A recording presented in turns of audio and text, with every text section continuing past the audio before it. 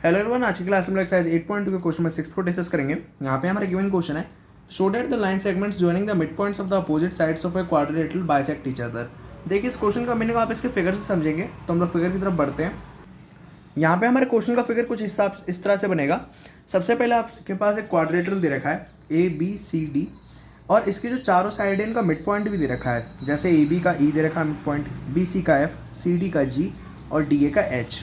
Okay, इसके साथ इनको ज्वाइन करके फिर एक और क्वाड्रिलेटरल बना दिया गया है, और इसके अंदर की डायगोनल्स बनाई गई हैं EG और HF। ओके, ये डायगोनल्स इसलिए बनाई गई हैं ताकि हम दिखा सकें कि डायगोनल्स बाइसेक्ट कर रही है। देखिए, EG एंड FH बाइसेक्ट की जगह, यही हमें प्रूफ करना है। ओके, तो आई होप आपको ये समझ में आ गया होगा। तो मैं स्टार्टिंग में बताया था कि हम लोग अगर इसको पैरेललोग्राम प्रूफ कर दें EFGH इस क्वाड्रिलेटरल को, तो हमारा क्वेश्चन प्रूव हो जाएगा। वैसे प्रूव होगा क्योंकि पैरेललोग्राम के डायगोनल्स बाइसेक्ट करती हैं, तो वहाँ से हम प्रूफ कर सकते हैं। अब इसके लिए मैंने यहाँ पे एक छोटा सा कंस्ट्रक्शन किया है। बस मैंने AC को ज्वाइन कर दिया है जो इस पूरे क्वाड्रिलेटरल की डायगोनल थी। तो यहाँ मैं इसको लिख देता हूँ, ज्वाइन AC। अब आप इसका प्रूफ देखिए, ध्यान से समझिए। सबसे पहले हमारे पास E और F मिड पॉइंट्स दे रखे हैं। जैसे कि अगर मैं ट्राइंगल BAC, इस वाले ट्राइंगल की बात करूँ, इस नीचे वाले ट्राइंगल की, देखिए इन ट्राइंगल BAC आपके पास क्या क्या मिड पॉइंट्स है, E and F are mid points of side AB and BC। E and F आपके मिड पॉइंट्स है AB और BC के। तो इससे हम लोग ये कह सकते हैं कि जो आपका EF होगा, ये वाली side EF is equals to half of AC and EF will be parallel to AC। Okay, इसको इक्वेशन 1 कह दीजिए और इसको रीजन लिख दीजिए by mid point theorem. Mid point theorem में भी यही कहती है कि जब किसी भी ट्राइंगल में दो साइड के आपको मिड पॉइंट दे रखे हो, तो तीसरे साइड के हाफ के इक्वल और उसके पैरेलल हो जाती है।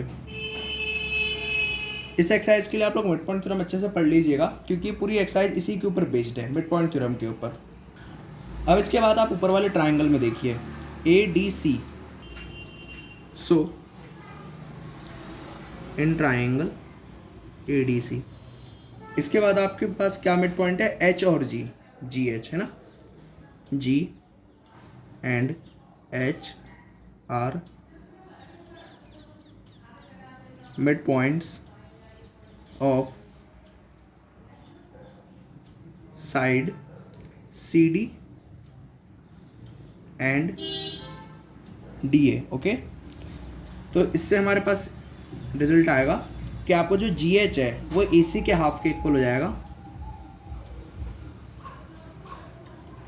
साथ ही में ये इसके पैरेलल भी हो जाएगा। ओके, इसमें भी आपका सेम रीजन आएगा। पहले इसको इक्वेशन 2 कह दीजिए, ये आगे चल के काम आएंगी। Bye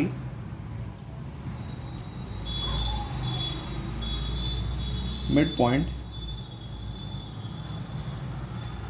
theorem. ओके, अच्छा, अगर मैं इन दोनों इक्वेशंस को कंसीडर करूं, ध्यान से समझिएगा, EF आपके हाफ ऑफ AC के इक्वल है और हाफ ऑफ AC आपका GH के इक्वल है, तो EF और GH भी इक्वल हो जाएंगे।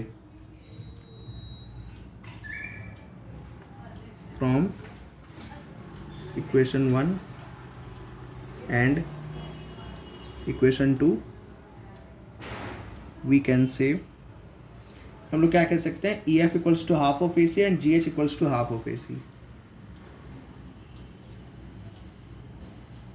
देखिए, EF आपका हाफ ऑफ AC के इक्वल था, यहाँ मैंने लिख दिया, और हाफ ऑफ AC किसके इक्वल था, GH के।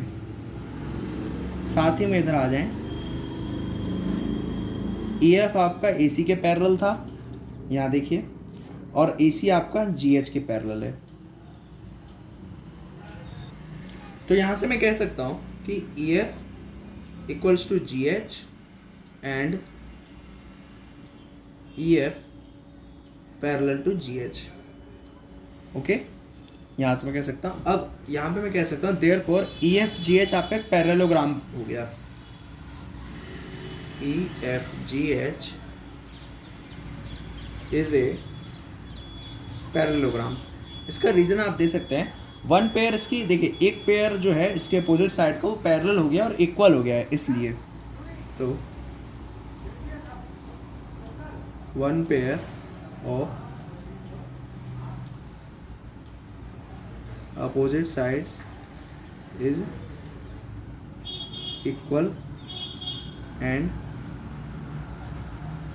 पैरेलल। ओके, अब अगर EFGH एक पैरेललोग्राम हो गया तो हम लोग यहाँ से कह सकते हैं कि जो आपका EG और FH ये दोनों एक दूसरे को बाइसेक्ट कर रही हैं। उसका रीज़न ये है क्योंकि पैरेललोग्राम की डायगोनल बाइसेक्ट करती हैं, तो इसलिए मैं यहाँ पे कह सकता हूँ hence EG and FH bisects each other. Okay, तो यहाँ पे आपका क्वेश्चन प्रूव हो जाएगा। आई होप आपका क्वेश्चन क्लियर हो गया होगा। Please share this lecture to classmates and don't forget to subscribe this channel. Thanks for watching. जय हिंद।